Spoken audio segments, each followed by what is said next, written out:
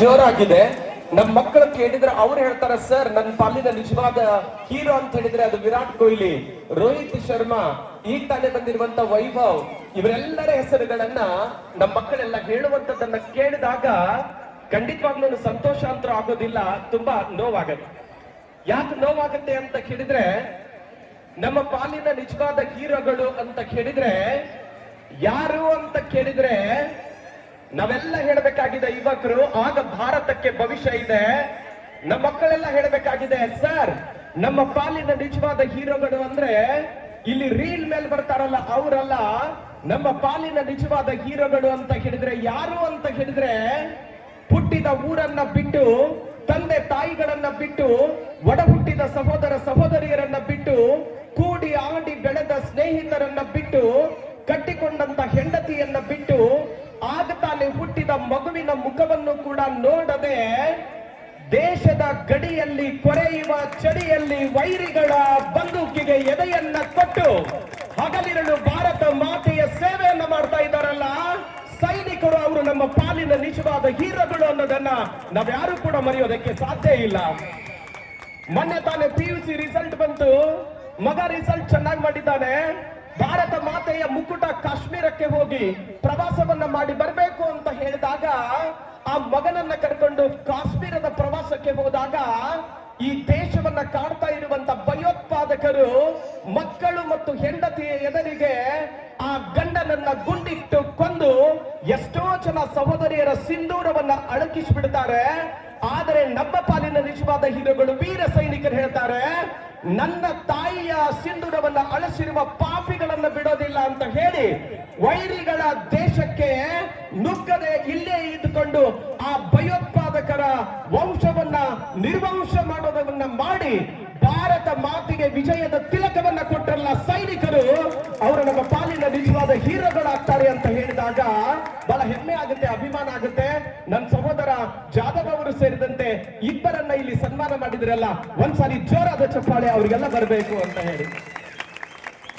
ಇವತ್ತು ಹೀರೋಗಳು ಅವರಾದ್ರೆ ಇನ್ನೊಂದು ಕಡೆಗೆ ಹುಟ್ಟಿದ ಮಗ ಇರ್ತಾನೆ, ಬಡತನ ಬೆನ್ನು ಹತ್ತಿರುತ್ತೆ, ಅವರು ಮಾತ್ರ ಶಾಲೆಯನ್ನ ಕಲ್ತಿರೋದಿಲ್ಲ. ಆದ್ರೂ ಕೂಡ ಅವ್ರಿಗೆ ಒಂದೇ ಆಸೆ, ನಾನ್ ಶಾಲೆ ಕಲೀಲಿಲ್ಲ, ಆದ್ರೆ ಅಪ್ಪ ಹರಿದ ಬಟ್ಟೆಯನ್ನ ಹಾಕೊಂಡು ಅಲ್ಲಿ ಬಿಸಿಲಲ್ಲಿ ದುಡಿತಾ ಇರ್ತಾನೆ, ಹರಿದ ಚಪ್ಪಲಿಗಳನ್ನ ಹಾಕೊಂಡು ಅವನು ದುಡಿತಾ ಇರ್ತಾನೆ. ಅಮ್ಮ ಹಸಿದ ಮಕ್ಕಳ ಹೊಟ್ಟೆಯನ್ನ ತುಂಬಿಸ್ಬೇಕು ಅಂತೇಳಿ ಕಷ್ಟ ಪಡ್ತಾಳೆ. ಹಾಗಾದ್ರೆ ಅಮ್ಮ ನಿಂದು ಊಟ ಆಯ್ತಾ ಅಂತ ಕೇಳಿದ್ರೆ, ನಾನು ಊಟ ನನ್ನ ಮಕ್ಕಳಿಗೆ ಊಟ ಕಡಿಮೆ ಬೀಳುತ್ತೆ ಅಂತ ತಿಳ್ಕೊಂಡು ಅವ್ರು ಮಾತ್ರ ಉಪವಾಸ ಇದ್ದು, ಅವ್ರು ಮಾತ್ರ ಹರಕಲು ಬಟ್ಟೆಯನ್ನ ಹಾಕೊಂಡು, ಅವ್ರು ಮಾತ್ರ ಬರಿಗಾಲಲ್ಲಿ ಬಿಸಿಲಲ್ಲಿ ದುಡಿತಾ ಇದ್ರು ಕೂಡ ನನ್ನ ಮಕ್ಕಳು ನೆರಳಲ್ಲಿರ್ಬೇಕು, ರಾಜ ರಾಣಿಯರ ತರ ಇರ್ಬೇಕು ಅಂತ ಹೇಳಿ ಹಗಲಿರುಳು ಪರಿಶ್ರಮ ಪಡ್ತಾ ಇದ್ದಾರಲ್ಲ ಅಪ್ಪ ಅಮ್ಮ, ಅವರು ನಮ್ಮ ಪಾಲಿನ ನಿಜವಾದ ಹೀರೋಗಳಾಗ್ಬೇಕು ಅಂತ ಹೇಳಿ ನಾವು ನೆನಪಿಸ್ಕೊಂಡಾಗ ಅವ್ರ ಋಣವನ್ನ ತೀರಿಸಬೇಕಾಗಿದೆ. ಅದರ ಆಚೆಗೆ ಬಂದಾಗ ಆ ತಂದೆ ತಾಯಿಗಳ ಜವಾಬ್ದಾರಿಯನ್ನ ಮನಸ್ಸಿನಲ್ಲಿ ಇಟ್ಕೊಂಡು ನಮ್ಮ ಶಾಲೆಯ ಆವರಣಕ್ಕೆ ಬರುವಂತ ಮಕ್ಕಳು, ನಾವು ಜಾತಿ ಅಂತ ಹೊಡೆದಾಡ್ತೇವೆ, ಧರ್ಮ ಅಂತ ಹೊಡೆದಾಡ್ತೇವೆ, ಬಡವರು ಶ್ರೀಮಂತರು ಅಂತ ಹೊಡೆದಾಡ್ತೇವೆ, ಶ್ರೀಮಂತಿಕೆ ಅಧಿಕಾರದ ದಿಮಾಕನ್ನ ತೋರಿಸ್ತೇವೆ. ಆದ್ರೆ ಇಲ್ಲಿ ಬರುವಂತ ಮಕ್ಕಳನ್ನ ತಮ್ಮ ಹೆತ್ತ ಮಕ್ಕಳಿಗಿಂತ ಹೆಚ್ಚಾಗಿ ಜಾತಿ ಇಲ್ಲ, ಧರ್ಮ ಇಲ್ಲ, ಬಡತನ, ಶ್ರೀಮಂತ, ಹೆಣ್ಣು ಗಂಡು ಯಾವ ಭೇದ ಭಾವವೂ ಇಲ್ಲದೆ ನನ್ನ ಹತ್ತಿರ ಕಲೀಲಿಕ್ಕೆ ಬಂದಿರುವಂತ ಮಕ್ಕಳು ಅದು ನನ್ನ ಮಕ್ಕಳಿಗಿಂತ ಹೆಚ್ಚು ಅಂತ ತಿಳ್ಕೊಂಡು ಅವ್ರು ಮಾತ್ರ ಹಗಲಿರುಳು ಪರಿಶ್ರಮ ಪಡ್ತಾರೆ, ದುಡಿತಾರೆ. ಅವ್ರಿಗೆ ಒಂದೇ ಒಂದು ಆಸೆ, ನನ್ನ ಹತ್ರ ಕಲಿತಾ ಇರುವಂತ ಮಕ್ಕಳೆಲ್ಲ ಬೆಳಗ್ಬೇಕು, ಭಾರತದ ನಕ್ಷತ್ರಗಳಾಗ್ಬೇಕು, ಜಗತ್ತಿನ ತುಂಬಾ ಭಾರತದ ಕೀರ್ತಿಯನ್ನ ಮೊಳಗಿಸ್ಬೇಕು ಅನ್ನುವಂತ ಕನಸನ್ನ ಇಟ್ಕೊಂಡು ಅವರೆಲ್ಲ ದುಡಿತಾರೆ. ನಮಗೆಲ್ಲ ಗೊತ್ತಿದೆ, ಇವತ್ತು ಒಂದು ಹೂ ಬೆಳೆಯುತ್ತೆ, ಆ ಹೂ ಬೆಳೆದಾಗ ದೇವರ ಮುಡಿಯನ್ನ ಏರುತ್ತೆ, ದೇವರ ಪಾದವನ್ನ ಸೇರುತ್ತೆ, ಹೆಣ್ಣು ಮಕ್ಕಳ ಸೌಂದರ್ಯವನ್ನ ಹೆಚ್ಚುತ್ತೆ, ಎಲ್ಲವೂ ಕೂಡ ಹೂವಿಗೆ ಬೆಲೆ ಬರುತ್ತೆ. ಆದ್ರೆ ನಾವೆಲ್ಲ ಗಮನಿಸಬೇಕು, ಹೂವು ಎಲ್ಲೇ ಹೋದ್ರೂ ಕೂಡ ಆ ಹೂವಿಗೆ ಜೀವನವನ್ನ ಕೊಟ್ಟಿರುವಂತಹ ಆ ಗಿಡ ಬಳ್ಳಿ ಇರುತ್ತಲ್ಲ ಅದು ಅಲ್ಲಿಯೇ ಇರುತ್ತೆ, ಯಾವತ್ತೂ ಕೂಡ ಎಲ್ಲಿ ಹೋಗೋದಿಲ್ಲ. ಹಾಗೆ ಇವತ್ತು ನೀವೆಲ್ಲರೂ ಕೂಡ ನಮ್ಮ ಭಜಂತ್ರಿ ಸರ್ ಅವರ ತರ DSP ಅವರಾಗಿದ್ದೀರಿ, ಕೊಲ್ಲೂರ್ ಅವರ ತರ PDO ಆಗಿದ್ದೀರಿ, ಇನ್ನು ಕೆಲವು ಜನ ಆರ್ಮಿಯಲ್ಲಿ ಸೇವೆಯನ್ನು ಸಲ್ಲಿಸ್ತಾ ಇದ್ದೀರಿ, ಶಿಕ್ಷಕರಾಗಿ ಸೇವೆಯನ್ನು ಸಲ್ಲಿಸ್ತಾ ಇದ್ದೀರಿ, KSRTC ಯಲ್ಲಿ ನಮ್ಮ ವೀರೇಶ್ ಕೊಲ್ಲೂರ್ ಅವರ ತರ ಜಾಬ್ ಅನ್ನ ಮಾಡ್ತಾ ಇದ್ದೀರಿ. ಎಲ್ಲದರ ಆಚೆಗೆ ಇವತ್ತೊಬ್ಬ ಬಡ ರೈತನಾಗಿರ್ಬಹುದು, ಬಿಸ್ನೆಸ್ ಮನ್ ಆಗಿರ್ಬಹುದು, ಎಲ್ಲರೂ ಕೂಡ ಸ್ವಾಭಿಮಾನದ ಬದುಕನ್ನ ಕಟ್ಟಿಕೊಂಡು ಇವತ್ತು ನೀವು ಜೀವನವನ್ನ ಸಾಗಿಸ್ತಾ ಇದ್ದೀರಲ್ಲ. ನೀವೆಲ್ಲರೂ ಕೂಡ ಜಗತ್ತಿನ ಬೇರೆ ಬೇರೆ ಕ್ಷೇತ್ರಗಳಲ್ಲಿ ಈ ರಾಂಪುರಿನ ಮಣ್ಣಿನ ಹಿರಿಮೆಯನ್ನ ನೀವು ಬೆಳಗ್ತಾ ಇದ್ದೀರಿ. ಆದ್ರೆ ನಿಮಗೆ ಜ್ಞಾನದ ಭಿಕ್ಷೆಯನ್ನ ಕೊಟ್ಟಿರುವ ಗುರುಗಳು ಮಾತ್ರ ಎಲ್ಲೂ ಹೋಗಿಲ್ಲ, ಇಲ್ಲೇ ಕುಳಿತಿದ್ದಾರಲ್ಲ. ಅಂತ ಗುರುಗಳ ಋಣವನ್ನ ತೀರಿಸಬೇಕು ಅನ್ನುವಂತ ಕಾರಣಕ್ಕೆ ಇಷ್ಟು ದೊಡ್ಡ ಹಬ್ಬವನ್ನ ಇವತ್ತು ರಾಂಪುರಿನ ಮಣ್ಣಿನಲ್ಲಿ ನೀವು ಮಾಡ್ತಾ ಇದ್ದೀರಲ್ಲ. ಇವತ್ತು ರಾಂಪುರಿನ ಮಣ್ಣಿನ ಕೀರ್ತಿ ಇಡೀ ನಾಡಿನ ತುಂಬಾ ವಿಶೇಷವಾಗಿ ಹೋಗ್ತಾ ಇದೆ. ಅದಕ್ಕೋಸ್ಕರ ನಿಮ್ಮೆಲ್ಲರಿಗೆ ಒಂದ್ಸಾರಿ ಜೋರಾದ ಚಪ್ಪಾಳೆಯ ಮೂಲಕ ನಾನು ಅಭಿನಂದನೆಗಳನ್ನ ಸಲ್ಲಿಸಲಿಕ್ಕೆ ಇಷ್ಟಪಡ್ತೇನೆ. ಎಷ್ಟು ಖುಷಿ ಇದೆ, ಎಷ್ಟು ಅಭಿಮಾನ ಇದೆ. ನಾನು ನೂರಾರು ಗುರುವಂದನ ಕಾರ್ಯಕ್ರಮಗಳಿಗೆ ಅತಿಥಿಯಾಗಿ ಹೋಗ್ತೇನೆ, ಮಾತನಾಡ್ತೇನೆ, ಗುರುಗಳನ್ನ ಕರೀತಾರೆ, ಸನ್ಮಾನ ಮಾಡ್ತಾರೆ, ಕಳಿಸ್ತಾರೆ.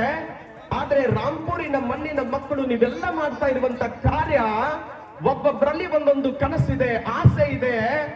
ಜೀವನವನ್ನ ಕಟ್ಟಿಕೊಟ್ಟಿರುವಂತ ಈ ಮಣ್ಣು ಇವತ್ತು ಬೆಳೆದು ಬೇರೆ ಎಲ್ಲಾ ಕಡೆ ನಾವು ಇರಬಹುದು, ಸಾಧನೆಯನ್ನ ಮಾಡಿರ್ಬಹುದು. ಆದ್ರೆ ಕೊನೆಗೆ ಈ ಹುಟ್ಟಿದ ದೇಹ, ನಾನು ಏನೇ ಆಗಿದ್ರು ಸರಿನೇ, ರಾಜಕಾರಣಿ ಆಗ್ಲಿ, ಶ್ರೀಮಂತನಾಗ್ಲಿ, ಅಧಿಕಾರಿ ಆಗ್ಲಿ, ಏನೇ ಆದ್ರೂ ಕೂಡ ಬರಿಗೈಲಿ ಬಂದಿದ್ದೇನೆ, ಬರಿಗೈಲೆ ನಾನು ಹೋಗ್ಬೇಕಾಗಿದೆ. ಬರುವಾಗಲೂ ಬೆತ್ತಲೆ ಬಂದಿದ್ದೇನೆ, ಹೋಗುವಾಗೂ ಕೂಡ ಬೆತ್ತಲೆ ಹೋಗ್ಬೇಕಾಗಿದೆ. ಆದ್ರೆ ಸತ್ಯ ಗೊತ್ತಿದೆ, ಈ ಜೀವ ಹುಟ್ಟಿದ್ದು ಈ ಮಣ್ಣಿನೊಳಗಡೆ. ಕೊನೆಗೆ ನಾ ಏನೇ ಸಾಧಿಸಿದ್ರು ಕೂಡ ಬಂದು ಸೇರೋದು ಕೂಡ ರಾಂಪುರಿನ ಈ ಮಣ್ಣಿಗೆ ಎನ್ನುವ ಸತ್ಯವನ್ನ ತಿಳ್ಕೊಂಡು, ಹಾಗೆ ಹೋಗುವ ಮುಂಚೆ ಈ ಮಣ್ಣಿನ ಋಣವನ್ನ ತೀರಿಸಬೇಕಲ್ಲ. ಜನ್ಮವನ್ನ ಕೊಟ್ಟಿರುವ ತಂದೆ ತಾಯಿಗಳ ಋಣವನ್ನ ತೀರಿಸಬೇಕಲ್ಲ. ನಮ್ಮೆಲ್ಲರ ಬದುಕಿಗೆ ಜ್ಞಾನದ ಬೆಳಕನ್ನ ಕೊಟ್ಟು ನಮ್ಮೆಲ್ಲರ ಬದುಕುಗಳಿಗೆ ಬೆಳಕನ್ನ ಕೊಟ್ಟಿರುವ ಗುರುಗಳ ಋಣವನ್ನ ತೀರಿಸಬೇಕಲ್ಲ ಅನ್ನುವಂತ ಏಕೈಕ ಕಾರಣದಿಂದ ನೀವೆಲ್ಲರೂ ಭಾಗವಹಿಸಿ ಸರ್ ಅವರು ಮಾತಾಡ್ತಾ ಇರ್ಬೇಕಾದ್ರೆ ಎಷ್ಟು ವಿಚಾರಗಳನ್ನ ಹಂಚಿಕೊಂಡ್ರು ಅಂದ್ರೆ, ನೀವು ಕೇವಲ ಕಾರ್ಯಕ್ರಮ ಮಾಡಲಿಲ್ಲ, ಕೇವಲ ಮಾತಿನಲ್ಲಿ ನಿಮ್ಮ ಗುರುಭಕ್ತಿಯನ್ನ, ಊರಿನ ಪ್ರೀತಿಯನ್ನ ನೀವು ತೋರಿಸಲಿಲ್ಲ. ಎಷ್ಟು ಸುಂದರವಾದ ಕಾರ್ಯಕ್ರಮ ಅಂದ್ರೆ, ಬೇರೆಲ್ಲ ಕಾರ್ಯಕ್ರಮಗಳಿಗೆ ಹೋದಾಗ ಗುರುಗಳನ್ನ ಮೆರವಣಿಗೆ ಮಾಡಿ ಸನ್ಮಾನ ಮಾಡ್ತಾರೆ, ಮುಗೀತು ಗುರುವಂದನ ಕಾರ್ಯಕ್ರಮ. ಆದ್ರೆ ನೀವು ಹಾಗೆ ಮಾಡ್ಲಿಲ್ಲ. ಆ ಗುರುಗಳನ್ನ ಎಷ್ಟು ವೈಭವಯುತವಾಗಿ ಮೆರವಣಿಗೆ ಮೂಲಕ ಕರ್ಕೊಂಡ್ ಬಂದ್ರಿ, ಸನ್ಮಾನವನ್ನ ಮಾಡಿದ್ರಿ, ಕುಣಿದು ಕುಪ್ಪಳಿಸಿದ್ರಿ. ಅಷ್ಟೇ ಅಲ್ಲ, ಆ ಗುರುಗಳನ್ನ ಕರೆತರುವ ಮುಂಚೆ ಅವರು ಕಾರ್ಯನಿರ್ವಹಿಸ್ತಾ ಇರುವಂತಹ ಈ ಶಾಲೆ ಕೇವಲ ಒಂದು ಕಟ್ಟಡ ಅಲ್ಲ, ಇದು ಜೀವಂತ ದೇವಾಲಯ. ನಮ್ಮ ಮಕ್ಕಳ ಭವಿಷ್ಯವನ್ನ ಬೆಳಗುವ ಪುಣ್ಯ ಭೂಮಿ. ಈ ದೇವಾಲಯ ಸುಂದರವಾಗಿ ಕಂಗೊಳಿಸಬೇಕು ಅಂತ ತಿಳ್ಕೊಂಡು ಈ ಶಾಲೆಯ ಗೋಡೆಗಳು, ಕಾಂಪೌಂಡ್ಗಳೆಲ್ಲ ಕೆಟ್ಟು ಹೋಗಿದ್ದಾವೆ, ಅದನ್ನ ರಿಪೇರಿ ಮಾಡಿಸಿ ಶಾಲಾ ಕೊಠಡಿಗಳಿಗೆ ಸುಂದರವಾದ ಬಣ್ಣಗಳನ್ನ ಬಡಿದು ಸುಂದರವಾದ ದೇವಾಲಯವನ್ನ ನಿರ್ಮಾಣ ಮಾಡಿ ನಮ್ಮ ಮಕ್ಕಳ ಭವಿಷ್ಯ ಜಾತಿ ಧರ್ಮಗಳು ರಾಜಕಾರಣವನ್ನ ಮೀರಿ ಭವ್ಯ ಭಾರತದ ಕೀರ್ತಿ ಪತಾಕೆಯನ್ನ ಬೆಳೆದುವ ರಾಂಪುರದ ಒಂದು ರಕ್ತ ಈ ಶಾಲೆಯಿಂದ, ಈ ಗುರುಗಳಿಂದ, ಈ ಮಣ್ಣಿನಿಂದ ಬರಬೇಕು ಅಂತ ತಿಳ್ಕೊಂಡು ಈ ಶಾಲೆಗೆ ನೀವು ಕಾಯಕಲ್ಪವನ್ನ ಮಾಡಿದ್ರಲ್ಲ. ಇದು ನಿಜವಾದ ಗುರುವಂದನ ಹಾಗೂ ಈ ಊರಿನ ಋಣವನ್ನ ತೀರಿಸುವ ಕೆಲಸ ಅಂತ ಹೇಳೋದಕ್ಕೆ ನನಗೆ ಬಹಳ ಅಭಿಮಾನ ಇದೆ, ಹೆಮ್ಮೆ ಇದೆ. ನನಗೆ ಫೋನ್ ಮಾಡಿದ್ರು ವೀರೇಶ್, ನಮ್ಮ ಕೊಲ್ಲೂರ್ ಸರ್ ಅವರು. ಸರ್, ಹಾಗೆ ನಾವೊಂದು ಕಾರ್ಯಕ್ರಮವನ್ನ ಮಾಡ್ತಾ ಇದ್ದೇವೆ, ಈ ಕಾರ್ಯಕ್ರಮಗಳನ್ನೆಲ್ಲ ನನ್ನ ಸ್ನೇಹಿತರಿಗೆ ಈ ರೀತಿ ಎಲ್ಲ ಸಹಕಾರ ಕೊಟ್ಟಿದ್ದಾರೆ ಸರ್, ಇಷ್ಟು ದುಡ್ಡು ಕಲೆಕ್ಟ್ ಆಗಿದೆ, ಹೀಗೆ ಕೆಲಸ ಮಾಡ್ತಾ ಇದ್ದೇವೆ. ಎದಕ್ಕೋಸ್ಕರ? ವೀರೇಶ್ ಸರ್ ಅವರು ಇರ್ಬೋದು, ಭಾಗ್ಯವಡಿ ಸರ್ ಅವರು, ಕೊಲ್ಲೂರ್ ಸರ್ ಅವರು, ಇನ್ನೊಬ್ಬ ಕೊಲ್ಲೂರ್ ಸರ್ ಅವರು, PDO ಸರ್, ಎಲ್ಲರೂ ಸೇರಿ ಈ ಎಲ್ಲ ಕೆಲಸಗಳನ್ನ ಮಾಡ್ತಾ ಇರ್ಬೇಕಾದ್ರೆ ಎಷ್ಟೋ ಜನ ಸ್ನೇಹಿತರು ಬೆನ್ನೆಲುಬಾಗಿ ನಿಂತರು, ದೂರ ಇದ್ದಾರೆ, ಅವ್ರು ಬರ್ಲಿಕ್ಕೆ ಆಗೋದಿಲ್ಲ. ಊರಲ್ಲಿ ನಾನಿದ್ದೇನೆ, ನನ್ನ ವೈಯಕ್ತಿಕ ಕೆಲಸ ಏನಾದ್ರೂ ಇರ್ಲಿ, ಆದ್ರೂ ಕೂಡ ನಾನು ಈ ಕೆಲಸ ಮಾಡ್ಬೇಕು ಅಂತ ಮಾಡಿದ್ರಲ್ಲ. ಎದಕ್ಕೋಸ್ಕರ? ಅವ್ರ ಮನೆಗೋಸ್ಕರ ಮಾಡಿದ್ರ? ಅವ್ರ ಮಕ್ಕಳಿಗೋಸ್ಕರ ಮಾಡಿದ್ರ? ಅವ್ರ ಕುಟುಂಬಗಳಿಗೋಸ್ಕರ ಮಾಡಿದ್ರ? ಇಲ್ಲ, ಅದು ಮನೆಗೋಸ್ಕರ ಅಲ್ಲ, ಹೆಂಡತಿ ಮಕ್ಕಳಿಗೋಸ್ಕರ ಅಲ್ಲ. ಜನ್ಮವನ್ನ ಕೊಟ್ಟಿರುವ ರಾಂಪುರ್ ಅನ್ನುವಂತ ಮಾತೃಭೂಮಿಯ ಋಣವನ್ನ ತೀರಿಸಬೇಕು ಅಂತ ಹೇಳಿ ಅವರು ಇಡೀ ಪರಿಶ್ರಮ ಪಟ್ಟು ಇಲ್ಲಿ ನೀರು ಹೊಡೆದು ಕಲ್ಲನ್ನ ಹಾಕುವ ಈ ಎಲ್ಲ ಕೆಲಸಗಳನ್ನ ಮಾಡಿದ್ರಲ್ಲ. ಯಾಕೆ ಅಂತ ಹೇಳಿದ್ರೆ, ನನ್ನ ಮಕ್ಕಳ ಭವಿಷ್ಯ ಸುಂದರವಾಗಬೇಕು, ನನ್ನ ಊರಿನ ಹಿರಿಮೆ ಬೆಳಗುತ್ತಾ ಇರಬೇಕು. ಇವತ್ತು ನಾನು ಬಂದಿದ್ದೇನೆ, ಸತ್ತು ಹೋಗ್ತೇನೆ, ಆದ್ರೆ ಸಾಯುವ ಮುಂಚೆ ಈ ಊರಿನ ಮಕ್ಕಳು ಮಾತ್ರ ನಿರಂತರವಾಗಿ ನಿರಂತರವಾಗಿ ಆಕಾಶದಲ್ಲಿ ಬೆಳೆಯುವ ನಕ್ಷತ್ರಗಳ ತರ ಹೊಳಿತಾ ಇರಬೇಕು, ರಾಂಪುರಿನ ಹಿರಿಮೆಯನ್ನ ಬೆಳೆಸ್ತಾ ಇರಬೇಕು ಅನ್ನುವಂತ ಕನಸನ್ನ ಕಟ್ಟಿಕೊಂಡು ಈ ಶಾಲೆಯನ್ನ ಕಟ್ಟಿದ್ದೇವೆ. ಆದ್ರೆ ಮುಂದೆ ಹಾಳಾಗಿ ಹೋದ್ರೆ ಏನ್ ಮಾಡೋದು ಅಂತ ತಿಳ್ಕೊಂಡು ಶಾಲೆ ಚೆನ್ನಾಗಿರ್ಬೇಕು ಅಂತ ಹೇಳಿ ಮತ್ತೆ ಸಿಸಿ ಕ್ಯಾಮೆರಾಗಳನ್ನು ಕೂಡ ಇಲ್ಲಿ ಕೊಟ್ಟಿದ್ದಾರಲ್ಲ, ನಾನು ವಿನಂತಿ ಮಾಡ್ಕೋತೇನೆ, ಈ ಊರಲ್ಲಿರುವ ಹಿರಿಯರಲ್ಲಿ ವಿನಂತಿ ಮಾಡ್ಕೊಳ್ತೇನೆ, ಇಲ್ಲಿರುವ ಯುವಕರಲ್ಲಿ ವಿನಂತಿಯನ್ನ ಮಾಡ್ಕೊಳ್ತೇನೆ. ನಿಮ್ಮ ಹಿರಿಯ ಸಹೋದರರು ಅವರೆಲ್ಲರೂ ಸೇರಿ ಮಾಡಿರುವ ಈ ಕೆಲಸ ಈ ಊರಿಗೋಸ್ಕರ, ನಿಮಗೋಸ್ಕರ, ನಮ್ಮ ಮಕ್ಕಳಿಗೋಸ್ಕರ. ಜಾತಿ ಬೇಡ, ಧರ್ಮ ಬೇಡ, ನಮ್ಮಗಳ ಮಧ್ಯದಲ್ಲಿ ಕೊಳ್ಳಿಯನ್ನ ಇಡುವ ರಾಜಕಾರಣವಂತರು ಮೊದಲೇ ಬೇಡ.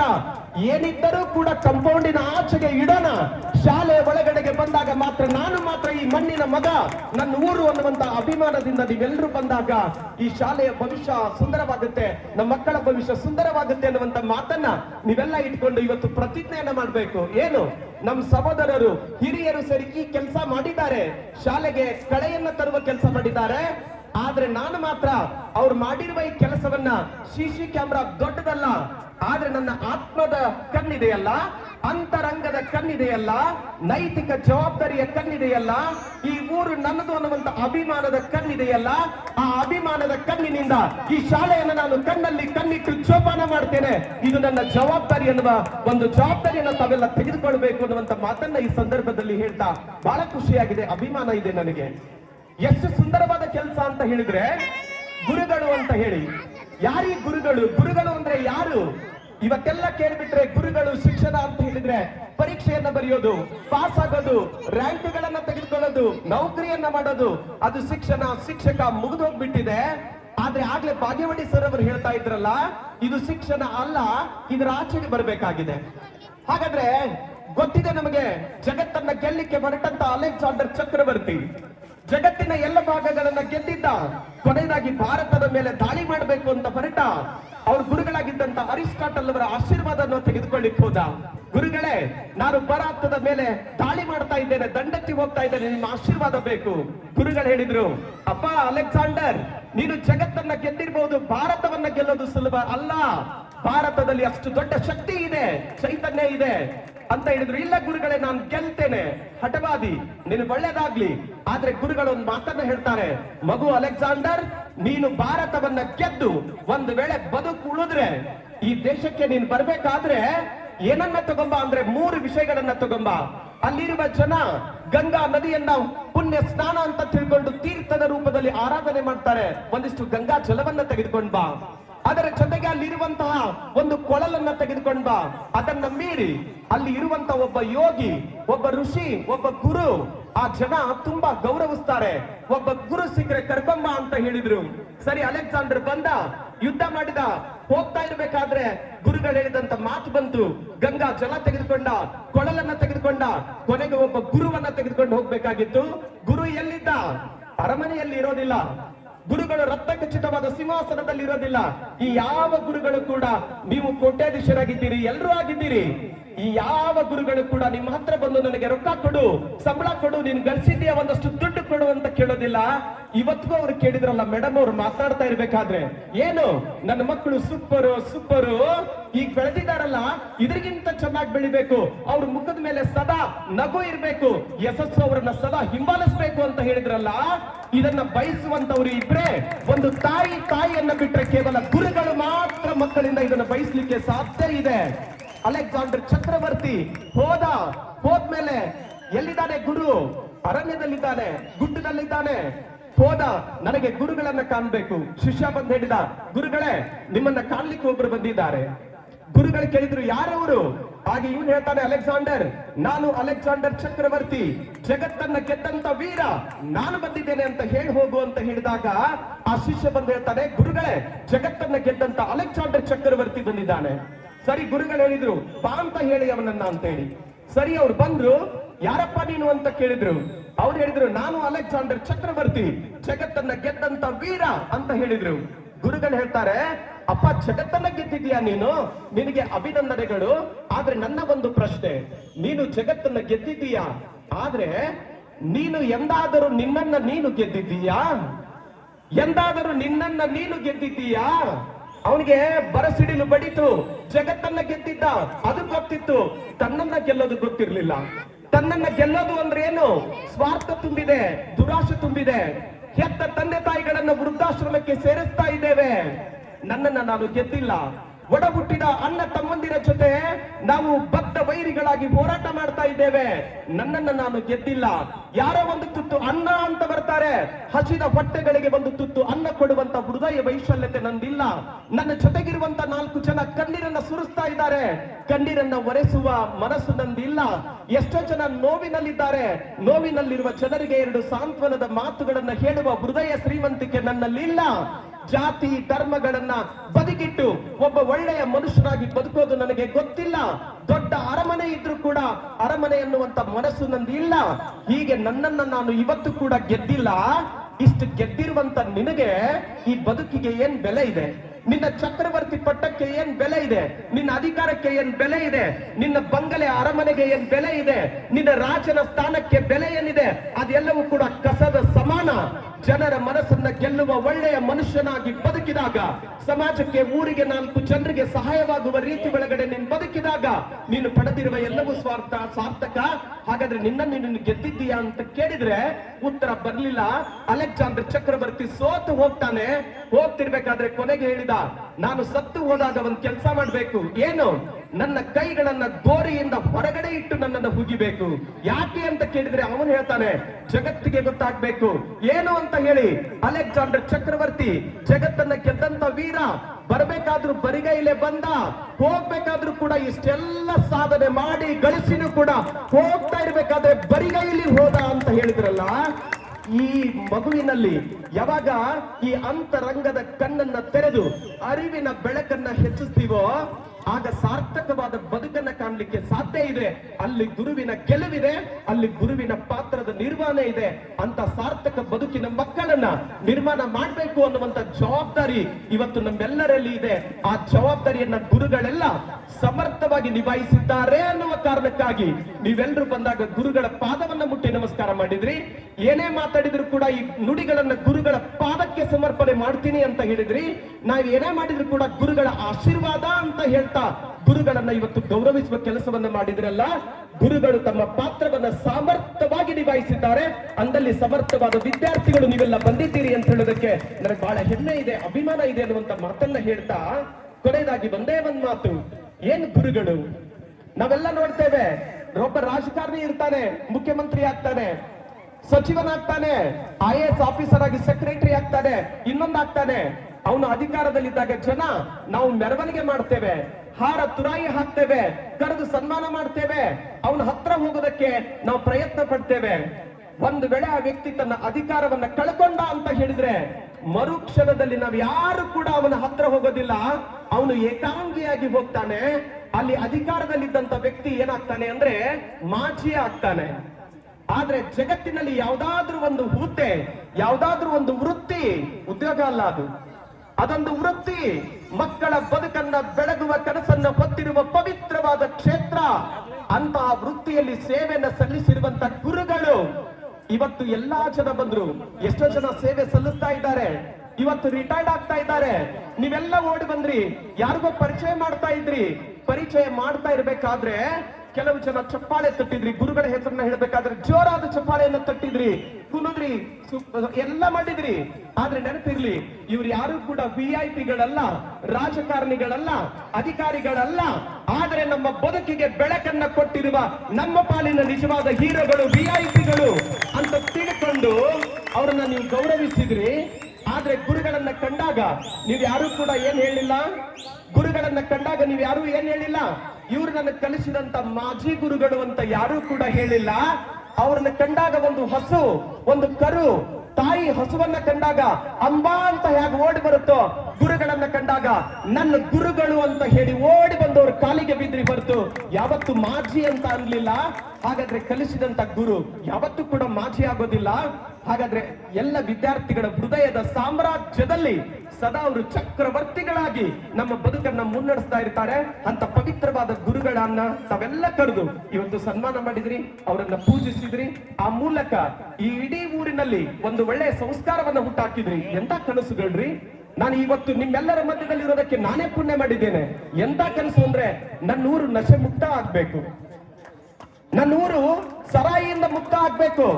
ಎಷ್ಟೋ ಯುವಕರು ಓಡಾಡ್ತಾ ಇದ್ದಾರೆ, ಗಾಡಿಗಳನ್ನ ಅಡ್ಡ ತಿಡ್ಡಿ ಓಡಾಡ್ತಾ ಇದ್ದಾರೆ, ಕುಡಿತಾ ಇದ್ದಾರೆ, ಚಟ ಮಾಡ್ತಾ ಇದ್ದಾರೆ. ನನಗೆ ಬಹಳ ನೋವಾಗುತ್ತೆ, ತುಂಬಾ ಕಷ್ಟ ಆಗುತ್ತೆ. ನಾನು ಮೊನ್ನೆ ತಾನೇ ನನಗೆ ಹತ್ತಿರದ ಒಬ್ಬ ನನ್ನ ಜಾತಿಯಿಂದ ಅಲ್ಲ, ಪರಿಚಯದಿಂದ ಒಬ್ಬರು ಬಂದು, ಒಬ್ಬ ವ್ಯಕ್ತಿ ಬೆಳೆದ, ಅಪ್ಪ ಜಾಬ್ ಅಲ್ಲಿದ್ದ, ತುಂಬಾ ಚೆನ್ನಾಗಿ ಅವರನ್ನ ಬೆಳೆಸಿದ್ರು. ಆದ್ರೆ ಮಗ ಯಾವತ್ತು ಸರಿದಾರಿಗೆ ಬರ್ಲಿಲ್ಲ. ಮದುವೆ ಆಯ್ತು, 2 ಮಕ್ಕಳಾದ್ರು, ಯಾವತ್ತು ಅವನಿಗೆ ಮಕ್ಕಳ ಜವಾಬ್ದಾರಿ ಬರ್ಲಿಲ್ಲ. ಅಜ್ಜ ಇರೋ ತನಕ ನೋಡ್ಕೊಂಡ, ಅಜ್ಜ ತೀರಿ ಹೋದ. ಮೊನ್ನೆ ತಾನೇ ಅವನಿಗೂ ಕೂಡ ಆರೋಗ್ಯ ಕೆಟ್ಟಾಗ ಅವನು ಕೂಡ ಏನಾಯ್ತು ಅಂದ್ರೆ ತೀರ್ಕೊಂಡು ಹೋದ. ನಿನ್ನೆ ಮಗನಿಗೆ ITI ಅಪ್ಲಿಕೇಶನ್ ಹಾಕ್ಬೇಕು ಅಂತ ಹೇಳಿದಾಗ ಆ 2 ಮಕ್ಕಳನ್ನ ಕಟ್ಕೊಂಡಿರುವಂತ ತಾಯಿ ಕಣ್ಣೀರನ್ನ ಸುರಿಸ್ತಾ ಇದ್ದಾಳೆ. ನನ್ನ ಮಕ್ಕಳು ಅನಾಥರಾಗ್ಬಿಟ್ರು, ನನ್ನ ಮಕ್ಕಳಿಗೆ ಫಾರ್ಮ್ ತುಂಬೋರಿಲ್ಲ, ಕಾಲೇಜ್ ತನಕ ಹೋಗೋರಿಲ್ಲ, ಅವನಿಗೆ ಯಾರು ಹೇಳೋರು ಕೇಳೋರು ಇಲ್ಲ ಅಂತ ಹೇಳಿ ತಾಯಿ ಕಣ್ಣೀರನ್ನು ಸುರಿಸ್ತಾ ಇರ್ಬೇಕಾದ್ರೆ ನನಗೆ ತುಂಬಾ ನೋವಾಯ್ತು. ಇದೆಲ್ಲ ಯಾವುದ್ರ ಫಲ? ಏನನ್ನ ಸಾಧಿಸಿದ್ದೇವೆ? ಅವನು ಕುಡ್ದ ಇಡೀ ಕುಡಿದು ತನ್ನ ಜೀವನವನ್ನ ಹಾಳು ಮಾಡ್ಕೊಂಡ. ಅಷ್ಟೇ ಅಲ್ಲ, ಪಾಪ ಕಟ್ಕೊಂಡಿರುವಂತ ಹೆಂಡತಿ ಯಾವ ಪಾಪವನ್ನ ಮಾಡಿದ್ಲು, ಏನೋ ಅರಿದೇ ಇರುವಂತ ಮಕ್ಕಳು ಯಾವ ಪಾಪವನ್ನ ಮಾಡಿದ್ರು. ಹಾಗಾದ್ರೆ ನಾವು ಹಾಳಾಗೋದಷ್ಟೇ ಅಲ್ಲ, ನಮ್ಮನ್ನ ನಂಬಿ ಬಂದಿರುವಂತ ಆ ಮಡದಿ ಮತ್ತು ಮಕ್ಕಳಿಗೆ ಮೋಸ ಮಾಡಿ ಹೋಗೋದಿದೆಯಲ್ಲ, ಈ ಅನಿಷ್ಟ ಪದ್ಧತಿ ಬರೋದು ಯಾವುದರಿಂದ ಅಂತ ಹೇಳಿದ್ರೆ ನಸೆ. ಅದಕ್ಕೆ ಇಲ್ಲಿರುವಂತ ಪ್ರಜ್ಞಾವಂತ ಯುವ ಬಳಗ, ಭಾರತ ಮಾತೆ ಹೆಮ್ಮೆಯ ಸುಪುತ್ರರು, ಅವ್ರು ಹೇಳ್ತಾ ಇದ್ದಾರೆ, ಇದು ಪರಿಸ್ಥಿತಿ ಯಾರಿಗೂ ಕೂಡ ಬರಬಾರ್ದು. ಎಲ್ಲರ ದುಶ್ಚಟಗಳಿಂದ ದೂರ ಇದ್ದು ಇಡೀ ರಾಂಪುರ ಅನ್ನುವಂತ ಗ್ರಾಮವನ್ನ ಧರ್ಮದ ಊರು ಅಂತ ಹೇಳ್ತಾ ಇದ್ದೀವಲ್ಲ, ಹಾಗಾದ್ರೆ ಧರ್ಮವನ್ನ ಹಾಳು ಮಾಡುವ ನಶೆಯನ್ನ ಈ ಊರಿನಿಂದ ಹೊರಗಟ್ಟೋಣ ಅನ್ನುವಂತ ಸಂಕಲ್ಪ ನಮ್ಮದಾಗ್ಬೇಕು ಅಂತ ಹೇಳಿದ್ರಲ್ಲ, ಅದಕ್ಕೆ ನಿಮ್ಮೆಲ್ಲರಿಗೂ ಒಂದ್ಸಾರಿ ಜೋರಾದ ಚಪ್ಪಾಳೆ ಮೂಲಕ ನಾನು ಅಭಿನಂದನೆಗಳನ್ನ ಸಲ್ಲಿಸ್ತೀನಿ ಅನ್ನುವಂತ ಮಾತನ್ನ ಈ ಸಂದರ್ಭದಲ್ಲಿ ಹೇಳ್ತಾ, ಸಮಯ ಬಹಳ ಆಗಿದೆ, ಮಾತನಾಡಿದ್ದು ನಾನು ಜಾಸ್ತಿ ಆಯ್ತು ಅನ್ನುವಂತ ಮಾತನ್ನ ಹೇಳ್ತಾ, ನಾನು ಖುಷಿಯಾಗಿದ್ದು ಇನ್ನೊಂದು ವಿಚಾರ ಏನು ಅಂತ ಹೇಳಿದ್ರೆ, ನಮ್ಮ ಅರ್ಕಸಾಲಿ ಮೇಡಮ್ ಅವ್ರಿಗೆ ಒಂದ್ಸಾರಿ ಜೋರಾದ ಚಪ್ಪಾಳೆಯ ಮೂಲಕ ಅವರಿಗೆ ಅಭಿನಂದನೆಗಳನ್ನ ಸಲ್ಲಿಸ್ಬೇಕು. ಅರ್ಕಸಾಲಿ ಮೇಡಮ್ ಅವ್ರಿಗೆ ನಾನು ಕೇಳ್ತಾ ಇದ್ದೆ, ಮೇಡಮ್ ಅವ್ರೆ ನೀವು ಯಾಕೆ ಸ್ವಯಂ ನಿವೃತ್ತಿಯನ್ನ ತೆಗೆದುಕೊಂಡ್ರಿ? ಕಾರಣ ಬೇಕಾಗಿತ್ತು ನನಗೆ. ಯಾರು ಕೂಡ ಬಿಡೋದಿಲ್ಲ, ಅಡ್ಡಾಡ್ಲಿಕ್ಕೆ ಆಗ್ತಾ ಇರೋದಿಲ್ಲ, ಹೇಳೋದಕ್ಕೆ ಆಗ್ತಾ ಇರೋದಿಲ್ಲ, ಕಣ್ಣು ಕಾಣ್ತಾ ಇರೋದಿಲ್ಲ, ಮಕ್ಕಳಿಗೆ ಪಾಠ ಹೇಳೋದಕ್ಕೆ ಆಗ್ತಾ ಇರೋದಿಲ್ಲ, ಆದ್ರೂ ಸ್ವಯಂ ನಿವೃತ್ತಿ ತೆಗೆದುಕೊಳ್ಳೋದಿಲ್ಲ. ಯಾಕೆ? ಇನ್ನೊಂದೆರಡು ವರ್ಷ ಇದೆ ಅಂದ್ರೆ ಇನ್ನೊಂದು ಪ್ರಮೋಷನ್ ಬರುತ್ತೆ, ಇನ್ನೊಂದು ಇನ್ಕ್ರಿಮೆಂಟ್ ಹೆಚ್ಚಾಗುತ್ತೆ, ಸಂಬಳ ಜಾಸ್ತಿ ಆಗುತ್ತೆ ಅನ್ನುವಂತ ಜನ ಎಷ್ಟೋ ಜನರನ್ನ ನಾನು ನೋಡಿದ್ದೇನೆ. ಆದ್ರೆ ನಮ್ಮ ಅರ್ಕಸಾಲಿ ಮೇಡಮ್ ಅವರ ಮನಸ್ಸು ಎಷ್ಟು ದೊಡ್ಡದು ಅಂತ ಹೇಳಿದ್ರೆ ನನಗೆ ಕಲಿಸ್ಲಿಕ್ಕೆ ಆಗ್ತಾ ಇಲ್ಲ. ಅನಾರೋಗ್ಯ ಇದೆ, ಪದೇ ಪದೇ ನಾನು ಶಾಲೆಗೆ ರಜೆ ಹಾಕ್ತಾ ಇದ್ದೇನೆ, ಇದರಿಂದ ನನ್ನ ಮಕ್ಕಳ ಭವಿಷ್ಯಕ್ಕೆ ತೊಂದರೆ ಆಗ್ತಾ ಇದೆ. ಹಾಗಾದ್ರೆ ಈ ವೃತ್ತಿಯಲ್ಲಿ ನಾನು ಇರಬಾರ್ದು ಎನ್ನುವ ಬಹುದೊಡ್ಡ ಸಂಸ್ಕಾರದ ಹಾದಿಯನ್ನ ಹಾಕೊಟ್ರಲ್ಲ, ಅವ್ರಿಗೊಂದ್ಸಾರಿ ನಾನು ಜೋರಾದ ಅಭಿಮಾನದ ಚಪ್ಪಾಳೆಯನ್ನ ಈ ಸಂದರ್ಭದಲ್ಲಿ ತರ್ತೇನೆ. ನಮ್ ನಿರೂಪಕರು ಬದಾಮಿ ಸರ್ ಅವರು, ಅವ್ರಿಗೊಂದ್ಸಾರಿ ಜೋರಾದ ಚಪ್ಪಾಳೆಯನ್ನ ತರ್ಬೇಕು. ಬದಾಮಿ ಸರ್ ಅವರನ್ನ ಕಾರ್ಯಕ್ರಮ ನಡೆಸ್ಕೊಳ್ತಾ ಇರ್ಬೇಕಾದ್ರೆ ನಾನು ಅನ್ಕೊಂಡೆ, ಬಹುಶಃ ನಮ್ ಶಿಕ್ಷಕ ವೃತ್ತಿಗೆ ಸೇರಿದವ್ರು ಇರ್ಬೋದು. ಯಾಕಂದ್ರೆ ಹಿಂಗ್ ಮಾತನಾಡೋದೇ ನಮಗೆ, ನೀವ್ ಇನ್ನೂ ಬಿಟ್ರೆ ಇನ್ನೂ ಒಂದ್ ತಾಸಿನಾಗ ಮಾತಾಡ್ಬೇಕು. ಯಾಕಂದ್ರೆ ವೀರೇಶ್ ಸರ್ ಅವ್ರು ನನ್ಗೆ ಹೇಳಿದ್ರು, ಸರ್ ನಾವು ಮಾತನಾಡ್ತಾ ಇರ್ಬೇಕಾದ್ರೆ ಇಷ್ಟೆಲ್ಲಾ ವಿಷಯಗಳದಾವ್ರಿ, ಊರೊಳಗೆ ನಮ್ಗೆ ಇಂಥ ವಿಚಾರಗಳನ್ನ ಇಟ್ಕೊಂಡೇ ನೀವು ಮಾತಾಡ್ಬೇಕು ಅಂತ ನನಗೆ ಹೇಳಿದ್ರು.